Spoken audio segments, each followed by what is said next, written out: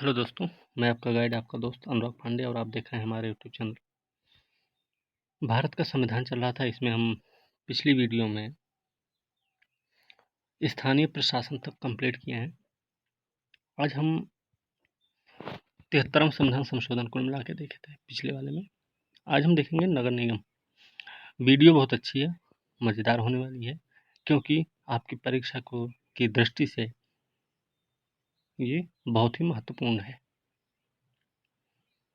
परीक्षा में आने वाले उन सभी पॉइंट्स को कवर करने की कोशिश की गई है कि जिनके आने की ज़्यादा से ज़्यादा संभावना होगी। तो वीडियो को अंत तक देखें और वीडियो को लाइक शेयर कमेंट करना ना भूलें, साथ में चैनल को भी सब्सक्राइब कीजिए। चलिए शुरू करते हैं हम आज का चैप्टर नगर निगम से शुरुआत करेंगे। नगर निगम तो शहरी स्थानीय क्षेत्र, ये 8 प्रकार के होते हैं। शहरी स्थानीय क्षेत्र 8 प्रकार के होते हैं, ध्यान रखना है। और याद रखना कि 74वें संविधान संशोधन 1992 के द्वारा ही इसको भी संवैधानिक दर्जा दिया गया था। ठीक है, इसमें इसके जो विषय होते हैं, नगर निगम के जो विषय होते हैं वो 3 मंत्रालयों से संबंधित होते हैं। नगर निगम के विषय 3 मंत्रालय से संबंधित होते हैं। तो एक तो है नगर विकास, जो कि 1985 में अलग से बना है, 1985 में बना। दूसरा है रक्षा मंत्रालय। रक्षा मंत्रालय एक कैंटोनमेंट बोर्ड के लिए है। ठीक है। तीसरा है गृह मंत्रालय, यह संघीय क्षेत्रों के मामलों में अधिकार रखता है। ठीक है, तो 3 मंत्रालयों से संबंधित है। अच्छा, नगर निकायों का विकास देख लेते हैं। नगर निकाय का विकास, तो सबसे पहले नगर निगम कब बना भाई? 1687-88 में भारत का पहला नगर निगम बना मद्रास, वर्तमान में चेन्नई, तत्कालीन मद्रास। 1687-88 में भारत का पहला नगर निगम मद्रास को बनाया गया। उसके बाद फिर 1726 में बम्बई और कलकत्ता को भी नगर निगम बना दिया गया। ठीक है, कलकत्ता और बम्बई में भी नगर निगम स्थापित हुए 1726 में। 1870 में लॉर्ड मेयो का वित्तीय विकेंद्रीकरण का जो संकल्प रहा है, लॉर्ड मेयो का 1870 में वित्तीय विकेंद्रीकरण का एक संकल्प रहा है, यह स्थानीय स्वशासन की संस्थाओं के विकास में परिलक्षित हुई है। जो 1870 का मेयो का वित्तीय विकेंद्रीकरण का संकल्प है वो किस में परिलक्षित हुई? स्थानीय स्वशासन की संस्थाओं के विकास में। लॉर्ड रिपन का 1882 का संकल्प आया। लॉर्ड रिपन का 1882 का संकल्प आया। ये क्या था? यह स्थानीय स्वशासन के लिए मैग्ना कार्टा की हैसियत रखता है। तो प्रश्न ये भी हो सकता है, स्थानीय स्वशासन के लिए मैग्ना कार्टा की हैसियत कौन रखता है? तो ये है लॉर्ड रिपन का 1882 का संकल्प।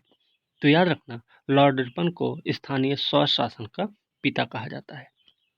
ओके, याद रखना। 1907 में सूरत विभाजन हुआ है। रॉयल कमीशन ऑन डिसेंट्रलाइजेशन की नियुक्ति होती है। रॉयल कमीशन ऑन डिसेंट्रलाइजेशन, विकेंद्रीकरण पर रॉयल कमीशन की नियुक्ति होती है, जिसने 1909 में अपनी रिपोर्ट प्रस्तुत की। अध्यक्ष 1907 में जो रॉयल कमीशन बना था उसका अध्यक्ष था हॉब हाउस। याद रखना, हॉब हाउस इसका अध्यक्ष रहा है। फिर भारत सरकार अधिनियम 1919 आया। इसमें स्थानीय स्वशासन एक अंतरित विषय बना। ठीक है, स्थानीय स्वशासन 1919 भारत सरकार अधिनियम के तहत क्या हुआ? एक अंतरित विषय बना और भारतीय मंत्री को इसका प्रभारी बनाया गया। भारतीय मंत्री को इसका प्रभारी बनाया गया। ठीक है, ध्यान रखना इसका। 1924 में कैंटोनमेंट एक्ट है। कैंटोनमेंट एक्ट 1924 में आया। ये क्या था?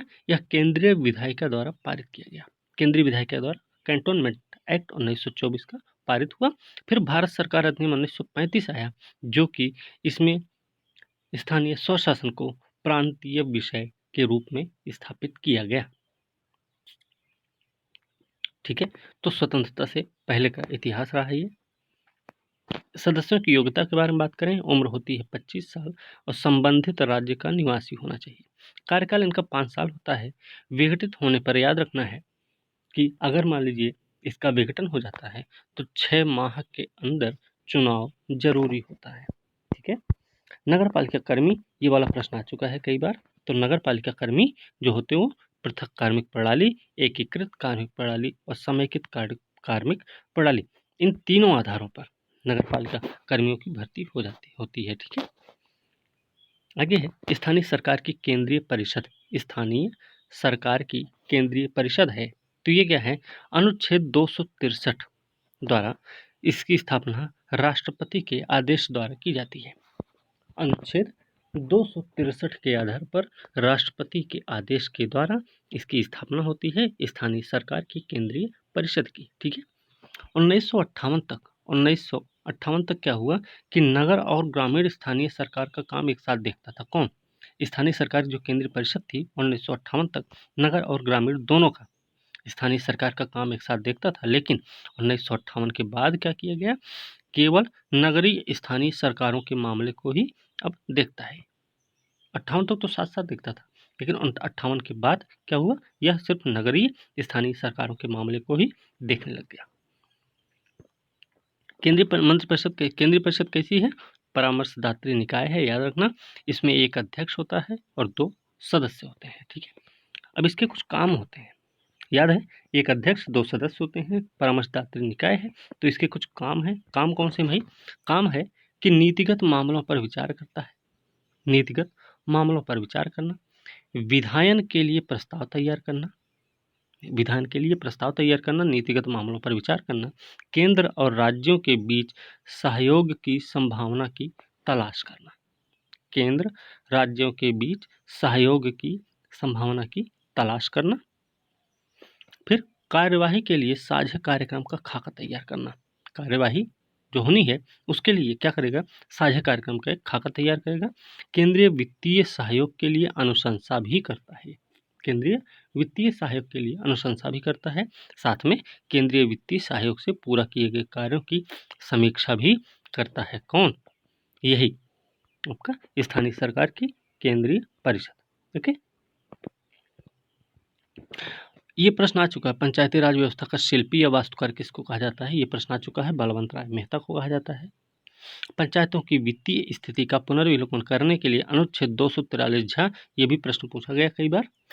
तो पंचायतों की वित्तीय स्थिति का पुनर्विलोकन करने के लिए अनुच्छेद 243 झ के तहत वित्त आयोग के गठन का प्रावधान किया गया है।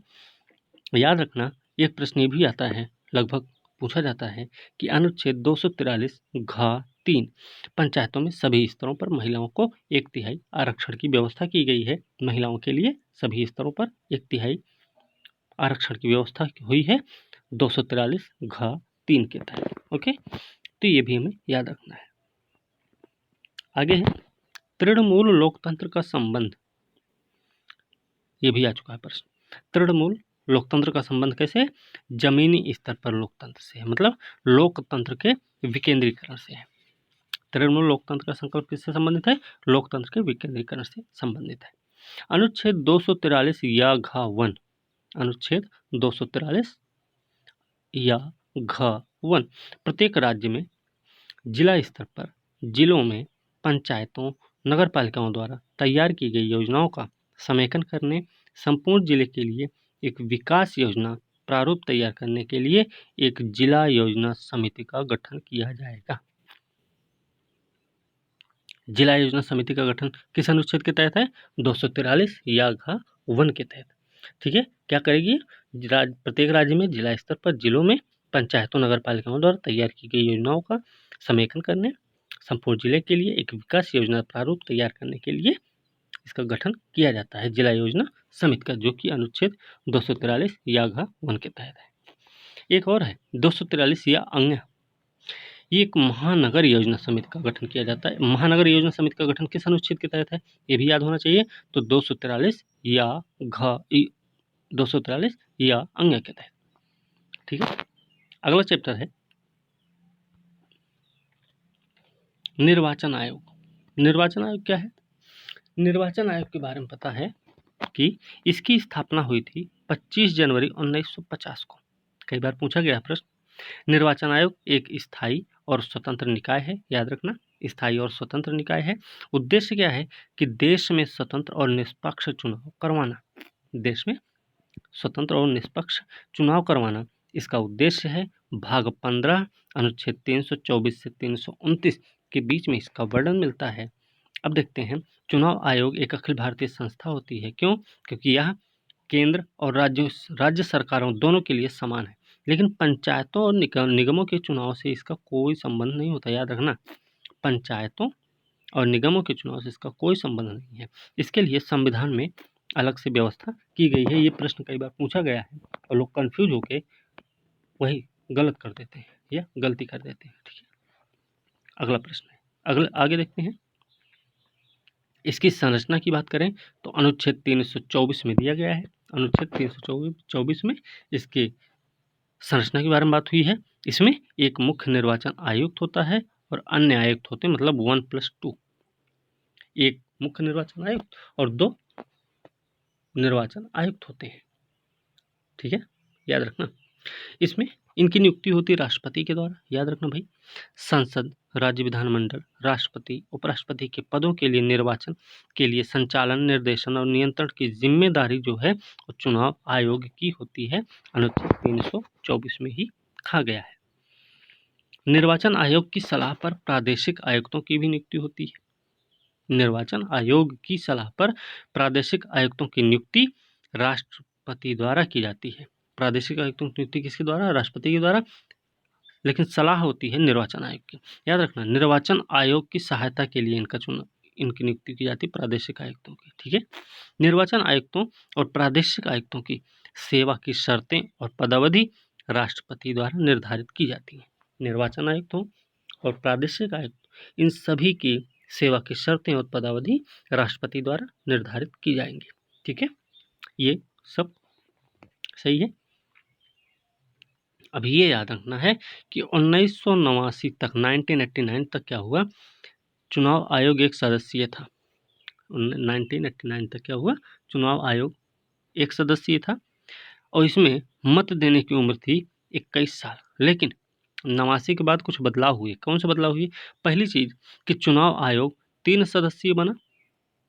लेकिन एक चीज और याद रखना, यहाँ पर थोड़ा कंफ्यूज होने की बात है कि कंफ्यूजन ये हो सकती है कि 1989 से चुनाव आयोग या निर्वाचन आयोग बहुसदस्यीय निकाय बन गया, बहुसदस्यीय निकाय है, तो ये गलत हो जाएगा। ठीक है, 1989 में सिर्फ ऐसा हुआ था, बस चुनाव हुआ, उसके बाद वो समाप्त हुआ। लेकिन 1993 से निर्वाचन आयोग लगातार बहुसदस्यीय ही है अभी तक, 1993 से बहुसदस्यीय है। ठीक है, तो ऑप्शन का ध्यान रखना हमें। आगे है, मतदान की उम्र 18 वर्ष कर दी गई, 21 साल थी।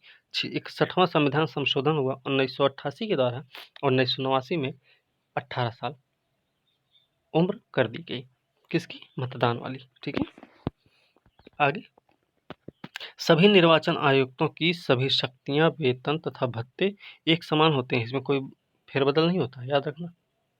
शक्ति हो, वेतन, भत्ता सब एक समान है। सर्वोच्च न्यायालय के न्यायाधीश के समान कुल मिला के।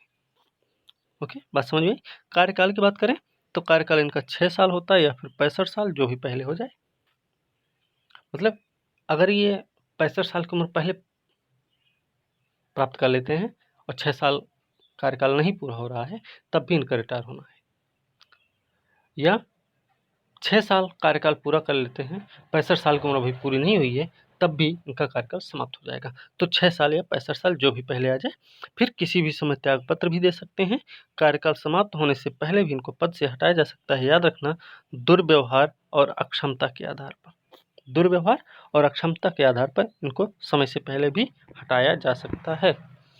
स्वतंत्रता की बात करें, अनुच्छेद 324, स्वतंत्रता है निर्धारित पदावधि में काम करने की सुरक्षा होती है। निर्धारित जो पदावधि है इनकी, उसमें काम करने की इनको सुरक्षा होती है।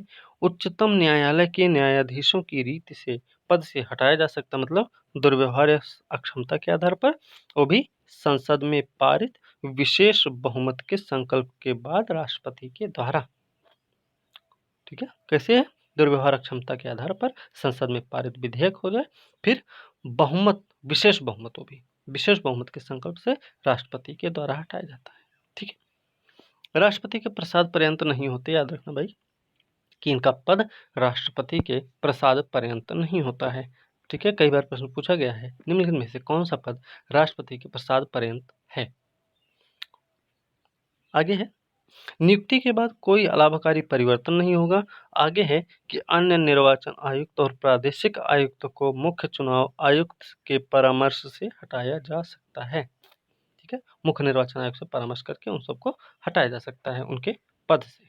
ठीक है, आगे शक्तियां और कार्य हैं। तो शक्तियां और कार्य के बारे में क्या बात है, शक्तियों और कार्यों के बारे में देखेंगे तो परिसीमन आयोग अधिनियम के आधार पर समस्त भारत के निर्वाचन क्षेत्रों के भूभाग का निर्धारण करना।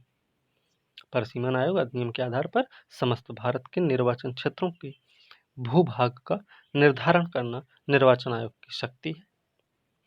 समय समय पर निर्वाचक नामावली तैयार करना इनका काम है। निर्वाचन तिथि समय सारणी निर्धारण करना तथा नामांकन पत्र का परीक्षण करना भी इनका काम है। राजनीतिक दलों को मान्यता प्रदान करना शक्ति है। चुनाव चिन्ह के मामले में हुए विवाद का समाधान करना भी इन्हीं के दायरे में आता है कि राजनीतिक दलों को मान्यता प्रदान की जाए कि ना की जाए। चुनाव चिन्ह के मामले में कोई विवाद हो रहा है तो उसका निर्धारण करना, उसका समाधान करना इनका काम है, कर्तव्य है, इनकी शक्ति है। निर्वाचन व्यवस्था विवाद की जांच के लिए अधिकारी नियुक्त करते हैं। निर्वाचन व्यवस्था विवाद के लिए, अगर विवाद की जांच करनी है तो उसके लिए ये अलग से अधिकारी भी नियुक्त कर सकते हैं। संसद व विधानमंडल के सदस्यों की निरर्हता के मामले में राष्ट्रपति और राज्यपाल को सलाह देंगे। मतलब संसद के मामले में राष्ट्रपति को और विधानमंडल के मामले में राज्यपाल को सलाह देंगे कि कौन अयोग्य है और कौन योग्य है। इसी आधार पर आगे है इनकी शक्ति और कार्य में कि अनियमितता के आधार पर चुनाव रद्द भी कर सकते हैं। ठीक है, अनियमितता के आधार पर चुनाव रद्द भी कर सकते हैं। निर्वाचन आयोग की सहायता के लिए कार्यकाल व्यवस्था के आधार पर उप निर्वाचन आयुक्त नियुक्त किए जाते हैं। याद रखना, उप निर्वाचन आयुक्त जो होते हैं वो सिविल सेवा से लिए जाते हैं। निर्वाचन आयोग की सहायता के लिए कार्यकाल व्यवस्था के आधार पर उप निर्वाचन आयुक्त की नियुक्ति होती है जो सिविल सेवा से लिए जाते हैं। बात समझ में आ रही? ठीक है, आगे है राज्य स्तर पर राज्य निर्वाचन आयोग की सहायता मुख्य निर्वाचन आयुक्त करते हैं। राज्य स्तर पर राज्य निर्वाचन आयोग की सहायता मुख्य निर्वाचन आयुक्त करते हैं जिनकी नियुक्ति राज्य सरकारों की सलाह पर की जाती है। तो यहाँ तक क्लियर हो गया होगा, यहाँ तक आप लोगों को कोई डाउट नहीं होगा। ठीक है, उम्मीद ऐसी है हमें। फिलहाल अगर कोई डाउट रहे तो एक बार में ना समझ आए तो दूसरी बार जब सुनेंगे तो आपको वीडियो समझ में आ जाएगी, एक एक पॉइंट आपको रट जाएगा, ये भरोसा है हमें। ठीक है, संघ लोक सेवा आयोग देख लेते हैं, कई बार प्रश्न में आते रहते हैं इन पे प्रश्न। तो भारत का केंद्रीय भर्ती अभिकरण संस्था है, ये भारत का केंद्रीय भर्ती अभिकरण संस्था है। यह एक स्वतंत्र संवैधानिक निकाय, याद रखना, स्वतंत्र संवैधानिक निकाय है। भाग 14 अनुच्छेद 315 से 323 के बीच में, भाग 15 के अनुच्छेद 315 से भाग 14 के अनुच्छेद 315 के 323 तक है।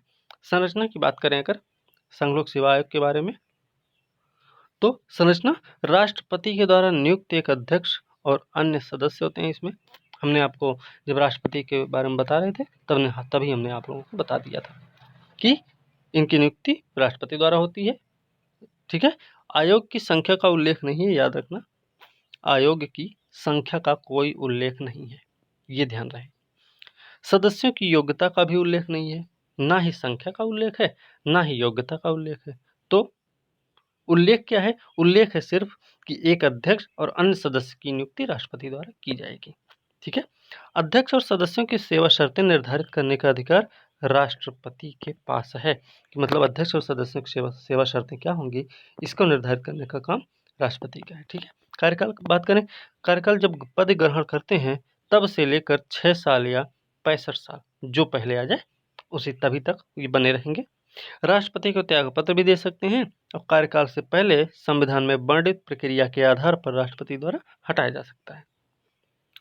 मतलब कार्यकाल से पहले संविधान में जो प्रक्रिया इनकी वर्णित की गई है, जिस प्रक्रिया के बारे में बताया गया है, उसी प्रक्रिया के आधार पर राष्ट्रपति के द्वारा हटाया जा सकता है इनको। निष्कासन की बात करें, निष्कासन इनका राष्ट्रपति के द्वारा हो सकता है, दिवाली घोषित होने पर हो सकते हैं, पदावधि के दौरान या और कहीं वेतन नियोजन में लगे हों तब भी निष्कासन हो सकता है इनका। मानसिक या शारीरिक अक्षमता के आधार पर भी इनका निष्कासन किया जा सकता है। ठीक है। स्वतंत्रता क्या है इनकी? स्वतंत्रता ये है कि भैया पदावधि की सुरक्षा है, नियुक्ति के बाद कोई अलाभकारी परिवर्तन नहीं होगा। वेतन भत्ते कहाँ से मिलते हैं? भारत की संचित निधि, संसद में मतदान नहीं होगा, मतलब भारत की संचित निधि से इनको वेतन भत्ता मिलता है। तो इनकी वेतन भत्ते के मामले में संसद में मतदान नहीं हो सकता है। अध्यक्ष सेवानिवृत्ति के बाद नौकरी का पात्र नहीं होगा, लेकिन अगर सदस्य है तो वह अध्यक्ष बन सकता है। ठीक है, याद रखना। सदस्य कार्यकाल के बाद संघ लोक सेवा आयोग या राज्य लोक सेवा आयोग के अध्यक्ष के रूप में नियुक्ति का पात्र हो सकता है। याद रखना, अध्यक्ष तो नहीं बनेंगे कुछ, लेकिन जो सदस्य होते हैं वो अध्यक्ष बनने के लायक होते हैं रिटायरमेंट के बाद। ठीक है, लेकिन याद रखना नियुक्ति तो हो जाएगी अध्यक्ष के लिए, लेकिन केंद्र या राज्य सरकार के अधीन नियोजन का पात्र ये नहीं, कोई नौकरी और नहीं होगी इनके लिए, सदस्य के लिए बता रहे हैं। अध्यक्ष या सदस्य का कार्यकाल के बाद पुनः नियुक्ति का पात्र नहीं होगा। अध्यक्ष या सदस्य कार्यकाल के बाद अपने नियुक्ति का फिर से नियुक्ति का पात्र नहीं बनेगा। ठीक है, चलिए आगे है काम देख लें। काम क्या है इनके? तो कार्य है भाई अखिल भारतीय सेवा, केंद्रीय सेवा, केंद्र शासित प्रदेश लोक सेवाओं में नियुक्ति के लिए परीक्षा का आयोजन करना होता है, इनका पहला काम है। अखिल भारतीय सेवाएं, केंद्रीय सेवाएं, केंद्र शासित प्रदेश लोक सेवाओं में नियुक्ति के लिए परीक्षा का आयोजन करना। विशेष अर्हता वाले अभ्यर्थी की अपेक्षित सेवाओं के लिए संयुक्त भर्ती की योजना और प्रवर्तन करने में सहायता करना भी इनका काम है। विशेष अर्हता, विशेष योग्यता वाले, अरे जैसे भर्ती निकलती नहीं डॉक्टर्स की, टीचर्स की, स्पेशल वैकेंसी होती है ना, तो उसी की बात हो रही है यहाँ पे। राष्ट्रपति की स्वीकृति के बाद राज्यपाल के अनुरोध पर राज्यों को सलाह भी देता है। राष्ट्रपति की अगर स्वीकृति है, राष्ट्रपति की अगर स्वीकृति मिली हुई है तो राज्यपाल के अनुरोध पर यह राज्यों को सलाह भी दे सकता है। आगे है निजी प्रबंधन से संबंधित विषयों पर परामर्श भी देता है। निजी प्रबंधन से संबंधित विषयों पर परामर्श भी देता है और प्रतिवर्ष अपने कामों की रिपोर्ट राष्ट्रपति को सौंपता है। यहाँ तक क्लियर है? इसके आगे चलते हैं। इसके आगे कुछ सीमाएं हैं। सीमाएं क्या है कि भैया कार्यों के अधिकार क्षेत्र से बाहर आप नहीं जा सकते, मतलब कार्यों के अधिकार क्षेत्र से बाहर आप परामर्श नहीं दे सकते। पिछड़ी जात की नियुक्तियों के मामले में आरक्षण देने की बात हो तो वहाँ पे इन पे सीमा लगेगी। सेवा व पद पर नियुक्ति के लिए SC/ST के दावों को ध्यान में रखने हेतु सीमाएं हैं कि उनका भी ध्यान रखना पड़ेगा भाई। आयोग या प्राधिकरण की अध्यक्षता या सदस्यता उच्च राजनयिक पद ग्रुप C व D सेवाओं के अधिकतर पदों के चयन से संबंधित मामले पर भी इन पे सीमाएं हैं।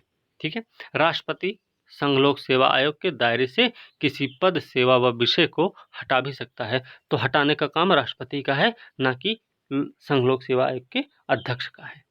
ठीक है, यहाँ तक बातें कन्फर्म हुई। चलिए आगे देखते हैं।